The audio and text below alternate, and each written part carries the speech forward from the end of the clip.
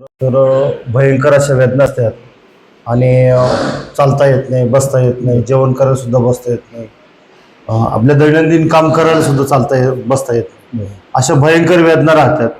तर ह्या वेदनातून आपल्याला जी मुक्ती मिळते आणि जे समाधान मिळतंय, तर आज आपण या सरांकडून जाणून घेऊ.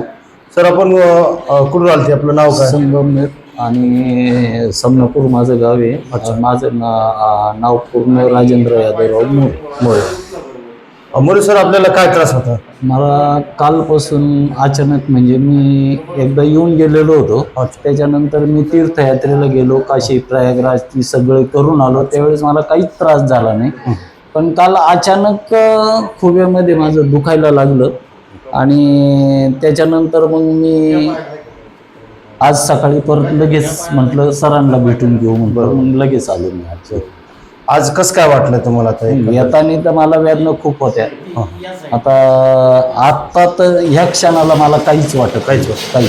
म्हणजे सांगताना तुम्ही पूर्ण वाकडी झाली होते? पूर्ण वाकडं झाली. जेवता येत नाही, काल जेवताच येत नव्हतं मला. म्हणजे बसायलाच म्हणजे मुश्किलच होतं माझं. आणि आता परत पहिल्यासारखं वाटतं. म्हणजे आता किती आराम वाटतंय तुम्हाला? आता मला कमीत कमी 80 ते 90%. 80 ते 90. तुमच्यासारखा जर असा कमरेचा त्रास असेल तर त्याला काय सांगता? मी एकच सांगेल, इकडे तिकडे जाण्यापेक्षा चौंडीला येणे, गणपत मवाळ म्हणून त्यांच्याकडे येणे आणि उपचार करून घेणे. बरोबर. इथं ना गोळ्या खायची गरज ना कशाची गरज. कशाची?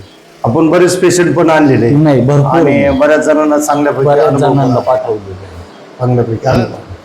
नक्कीच मित्रांनो, धन्यवाद. अशाच प्रकारचा जर आपल्याला त्रास असेल तर मानदुखी, खांदादुखी, कंबरदुखी, गुडघेदुखी या संदर्भात जर आपल्याला त्रास असेल तर नक्कीच आमच्या गणपत महोत्सवाला एक वेळ अवश्य भेट द्या आणि आपल्या वेदनेतून मुक्त व्हा. धन्यवाद.